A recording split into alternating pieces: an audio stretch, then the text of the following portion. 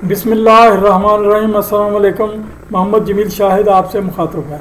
Math 10th के सिलसिले में ये लेक्चर नंबर 153 है और ये मौजू नया है, नया चैप्टर शुरू कर रहे हैं, चैप्टर नंबर 10। ये टेंजेंट टू ए सर्कल और सवाल नंबर 1 है। तो मौजू टेंजेंट टू ए सर्कल पर मबनी थ्योरम 3 है, 1 2 3 हम करेंगे। तो ये मश्क नंबर 10.1 भी करेंगे। इसके 3 नंबर सवाल हैं, ये हम आपको समझाने की कोशिश करेंगे। तो पहले तो बात यह है, हम आपको पता है टेंजेंट क्या होता है। एक होता है टेंजेंट थीटा वो आपने पढ़ लिया ट्रिग्नोमेट्री में। टेंजेंट थीटा परपेंडिकुलर यानी वो राइट एंगल ट्रायंगल में परपेंडिकुलर बटा बेस होता है, वो टेंजेंट थीटा होता है। उसका एंगल के साथ अलग होता है। ये सादा टेंजेंट का मतलब है कोई लाइन जो एक दायरे को छूती हुई आगे गुजर जाए, यानी दायरे को टच करते ही गुजर जाए, वो उसको टेंजेंट कहते हैं। टेक्निकल में इसकी बड़ी अहमियत है। ये जो जब मैकेनिकल इंजीनियरिंग आती है या दीगर कई और उलूम में भी आता है, तो ये बेल्टें वगैरह जो पुली पर चढ़ाई जाती हैं उसकी लंबाई इसी से मेजर करती हैं, वो भी एक टेंजेंट ही बनता है ड्राइंग में। तो वो इसके अलावा भी कई काम होते हैं कि उनके मशीनरी में अलग होता है। तो टेंजेंट की तारीफ ये हुई कि ऐसी लाइन जो दायरे को छूती हुई आगे गुजर जाए, पीछे से आए आगे गुजर जाए, थोड़ी सी बिशा की ये वो आधा सेंटीमीटर ही आगे गुजरे। अब हम थ्योरम नंबर वो जो है ना पहला ये हल करते हैं।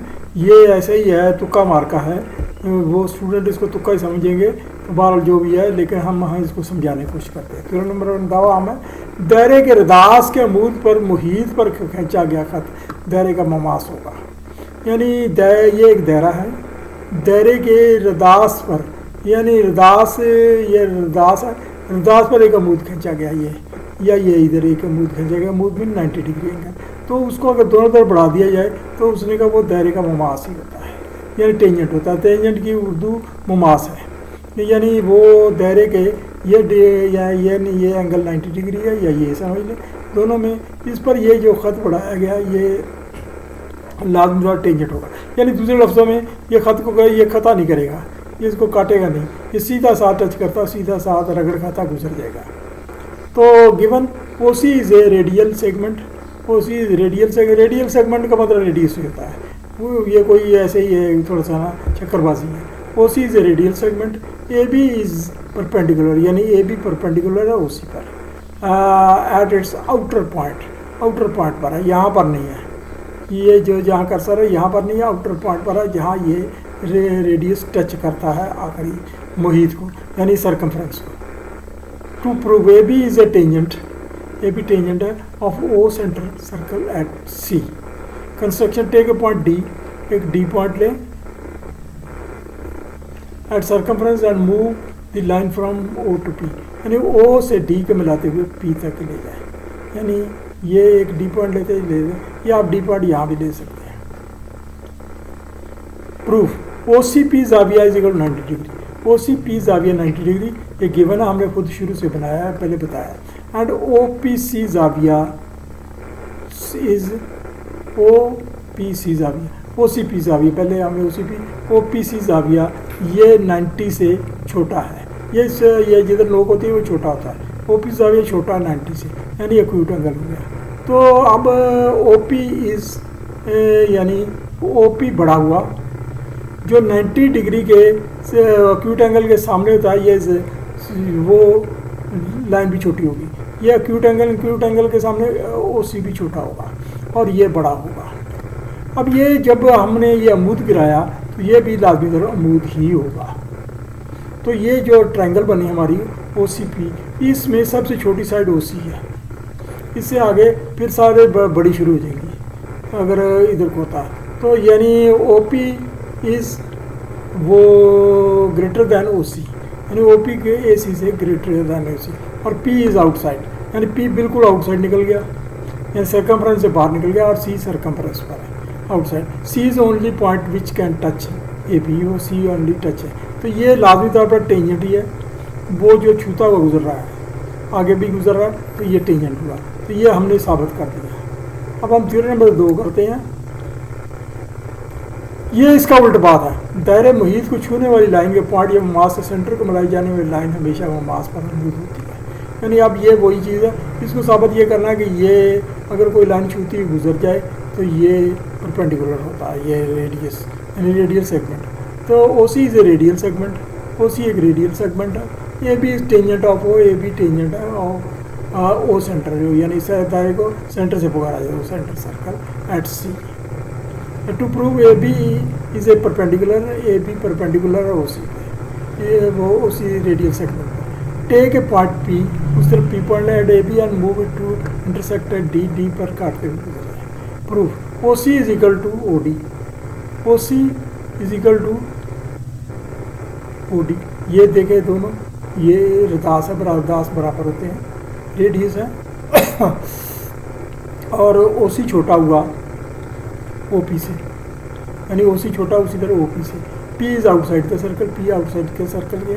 तो इन triangle O P C O C P में देखें, O P C is acute, O P C acute and O C P is larger, O C P ये लार्जर उससे। तो इसका मतलब है ये जो है ना ये छोटा हुआ ये बड़ा हुआ larger. If we draw another line from C to B, अगर एक और लाइन सी टू बी के ऊपर ये एक ऐसी कोई लाइन खींचे, फिर आल्सो भी एक्यूट, वो भी ऐसे एक्यूट एंगल होगा, यानी इसको अगर मिला दें वो भी एक्यूट एंगल।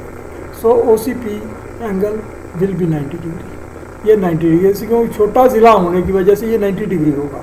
ये जो दीगर एक्यूट एंगल के सामने के ज़िले जो है ना छोटा होता है और वो दीगर 90 डिग्री के सामने के ज़िला भी बड़ा होता है, तो ये सारे ज़िले बड़े होंगे। तो ये हमारा साबित हो गया 90 डिग्री और परपेंडिकुलर, ये भी प्रूव हो गया।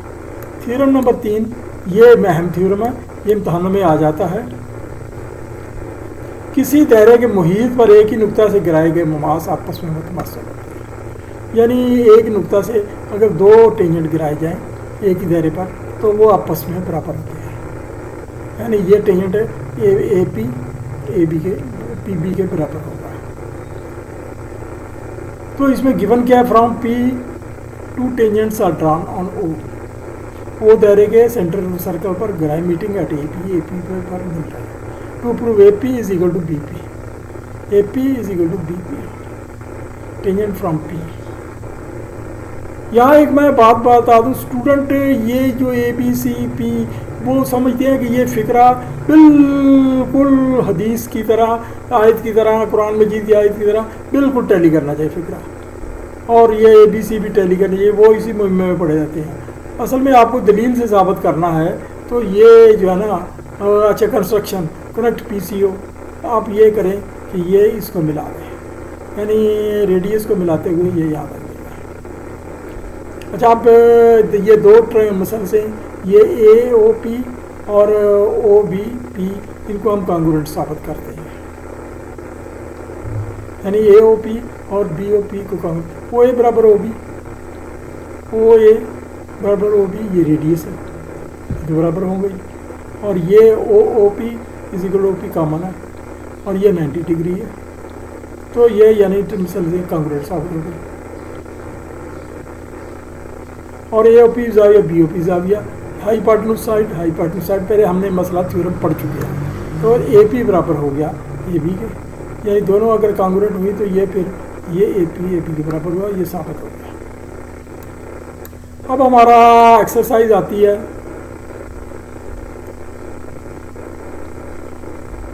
Exercise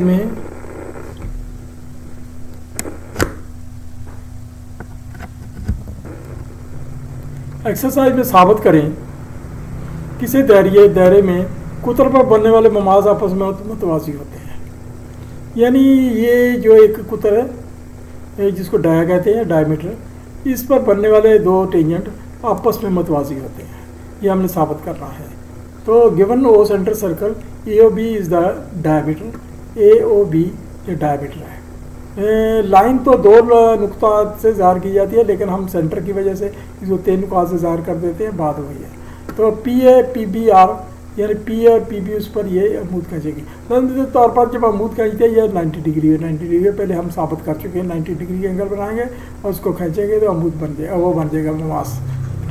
two prove P A perpendicular P B, इसको यानी जितना भी मिलाएं वो नहीं मिलते, तो एक angle is equal to 2 angle 90 degree, both are angles of tangent on radii, नहीं रेडियस की जमा है, दोनों एंगल रेडियस के ऊपर है।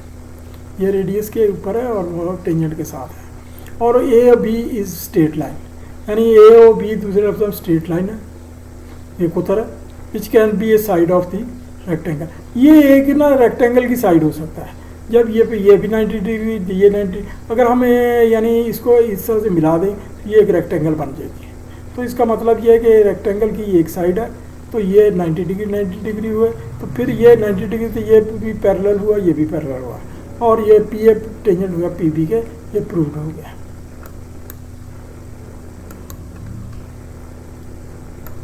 अगला हमारा वो सवाल है,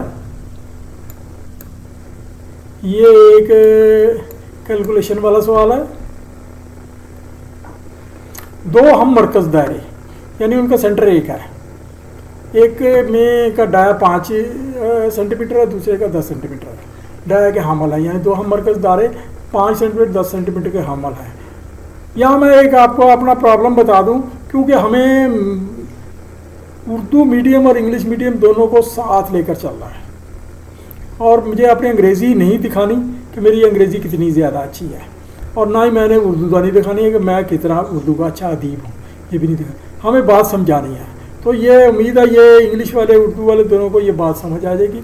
मैं जहाँ कोशिश करती इंग्लिश बोलता हूँ, जहाँ कोशिश करती उर्दू में मैं बयान करता हूँ, लेकिन दोनों को बयान करता हूँ। जो सवाल का जवाब है, क्योंकि मैं एक और सॉफ्टवेयर पर लिखता हूँ, वो इंग्लिश में ही होता है, तो उर्दू वाले इतना तो जानते हैं कि वो इंग्लिश का पढ़ सकते हैं।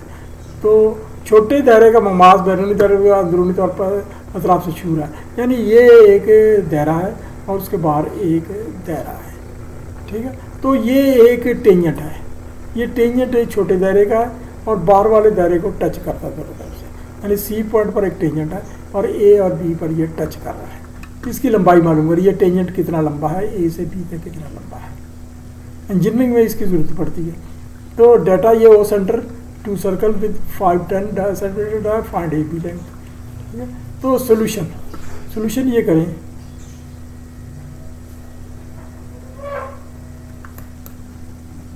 तो ये जो ना सेंटर ये बताए ड्रा, ये इसको आप मिला दे लाइन का, ड्रा ओ सी बी ट्रायंगल, ये ओ सी बी ट्रायंगल बना लें, ये बी है आर नहीं है, O C O B are 5/2, O C ये 5/2 है, यानी 2.5 इंच है, 2.5 सेंटीमीटर है, और ओ बी ये जो है ना ओ बी ये 10 सेंटीमीटर था, तो वो रह गया आधा रदास हो गया 5 सेंटीमीटर रह गया, 10/2 सेंटीमीटर, यानी रदास जो डाया का हाफ होता है।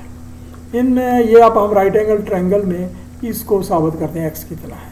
मसला फिसागोरस के तहत O B square is equal to O C square जमा सी बी स्क्वायर, ये हमने लिख दिया, और वो भी 5 है, 5 square is equal to X square जमा 2.5 स्क्वायर। एक्स स्क्वायर को अकेला करें तो ये आ गया 25 मनफी ये वो इधर 6.25 चला गया, और एक्स आ गया 18.75, ये आ गया 4.33, तो ये तो पूरा 2x है, 2x तो डबल कर लिया, ये आ गया 8.6 सेंटीमीटर, आंसर आ गया हमारा।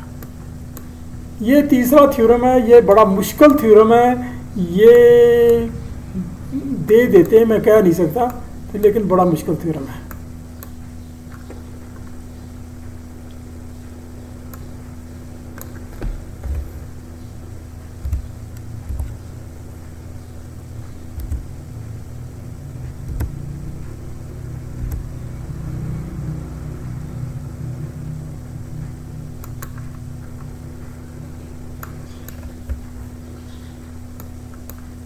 मैंने अपनी सी कोशिश करके इसको समझा दिया है, लेकिन ये बहुत मुश्किल सा है, ये स्टूडेंट के पल्ले मुश्किल से पढ़े, लेकिन मैंने अपना वो कोशिश करके इसको समझा दिया है। कोशिश करते हैं, आपको उम्मीद है समझ आ जाएगी आपको। अब ये पूरी थ्योरम की ना पूरी वो चीज़ नहीं इस पर काबू आ रही, इसको और छोटा कर लेते हैं।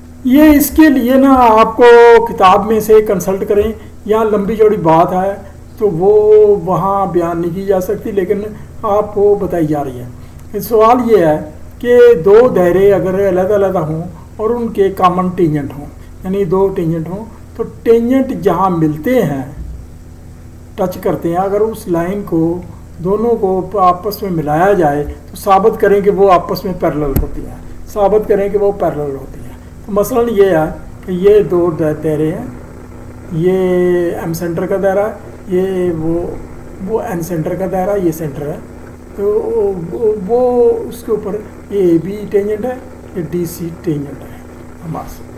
तो अब आपने करना ये है कि ये इसको एम को ए से मिला दिया, इसको इससे मिला दिया, इसको इससे मिला दिया, इसको इससे मिला दिया, और इसको इससे मिला दें, इसको इससे मिला दें, इसको इससे मिला दें। ये जाविया के नंबर रख लें 3 4, कोई भी रख सकते हैं, और 1 2 को आप कोई भी रख सकते हैं, ये बी सी भी कोई भी कर सकते हैं। Given 2 circle with centres M N and A B C D are common tangent, A C B D points are connected, यानी इसको कनेक्ट किया। Prove that A C proportional parallel to B D. Construction M को N से मिला दें और connect M with A C, यानी M को ए से मिला दें और फिर इधर सी से मिला दें। Connect N with B D, N को बी डी बी से मिला दें और डी से मिला दें। प्रूफ एम ए और एन बी, ये एम ए और एन बी ये जो है ना ये परपेंडिकुलर है, क्योंकि ये एंगल हमेशा टेंजेंट का ये 90 डिग्री होता है, यानी ये इस लाइन का एंगल 90 डिग्री होता है। और दूसरी तरफ एम ए परपेंडिकुलर टू, तो ये भी 90 डिग्री हुआ, ये भी 90 डिग्री हुआ, तो ये इस लाइन के 90 डिग्री हुए, तो ये दो लाइनें ए बी ए एम के पैरेलल हुई। ये 90 डिग्री एंगल एक लाइन पर, दो लाइनें 90 डिग्री पर खींचे तो पैरेलल होंगी, जैसे हमने पहले साबित किया, हमें कंक्लूडेड। तो या फिर हो गया कि यानी एक जाविया 3 के बराबर हुआ, ये लाइन इसके इस तरह से आ रही है और इसके एक ट्रायंगल बन रही है ये वाली, तो इसमें एक जाविया 3 के बराबर हुआ। ये छोटी ट्रायंगल ले लें और वो उसमें एक जाविया 3 के बराबर हुआ, ये कॉरस्पॉन्डिंग एंगल है। जस्ट वी कैन प्रूव, अब हम साबित कर सकते हैं कि एम सी और एन डी ये भी परपेंडिकुलर है सी डी के, सी डी पर परपेंडिकुलर है, और एम सी और एन डी कंट्रोल चार जाविया 2 जाविया के बराबर है, यानी 4 जाविया 2 के कंक्लूड किया। और अब आप ट्रायंगल ले लें A M C, triangle A M C और बी एम डी, ये आइसोसेल ट्रायंगल है। तो इसमें आइसोसेल ट्रायंगल में ये जाविया ये रदास है और ये जाविया इसके बराबर हुआ, तो फिर ये जो है ना ये लाइन एम एन पर अमूद होगी, ठीक है। इसी तरह से ये जाविया वो यानी ये इसके बराबर हुआ तो ये भी अमूद होगी, तो दोनों एक लाइन पर अमूद है तो वो पैरेलल हुई। ये बाकी बातें वही हैं। और एम एन वो जो है ना परपेंडिकुलर और both isosceles M C A angle is equal to M A C, और इसी तरह से एन बी डी एंगल, ये चारों एंगल ये बराबर होंगे, ये चारों एंगल बराबर, क्योंकि ये पैरेलल है पहले साबित की और ये उसके साथ है, तो ये जो तो चारों एंगल ये वाले एंगल बराबर होंगे। बोथ आर सिमिलर, यानी दोनों ट्रायंगल सिमिलर हैं। सिमिलर ट्रायंगल वो होती हैं जिनके एंगल्स बराबर हों। Similar triangles have are angles only angles respectively, यानी जो है ना कांग्रुएंट साइड वाली कांग्रुएंट ट्रायंगल सिमिलर हो सकती हैं, लेकिन सिमिलर ट्रायंगल कांग्रुएंट नहीं हो सकती। तो M N O line is perpendicular on A C, यानी M N O line A C के पर परपेंडिकुलर हुई, M N O line A C पर परपेंडिकुलर हुई है ए सी पर, ठीक है। या भी वो ए सी और बी डी पैरेलल हुआ, ए सी और बी डी दोनों पर परपेंडिकुलर हुई और ए सी बी डी, तो ये साबित हो गया।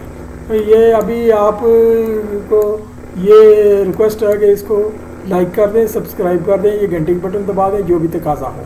तो और दीगर ग्रुप स्टडी करें, मेहनत करें। अभी आप बड़ा मुश्किल दौर आ रहा है, ये आपकी स्टडी नहीं हुई, आप बच्चों को पता नहीं आपका साल ज़ाय हो गया है तकरीबन। तो मैंने इसीलिए एक जद्दोजहद की, लेकिन कोई रिस्पांस नहीं आ रहा।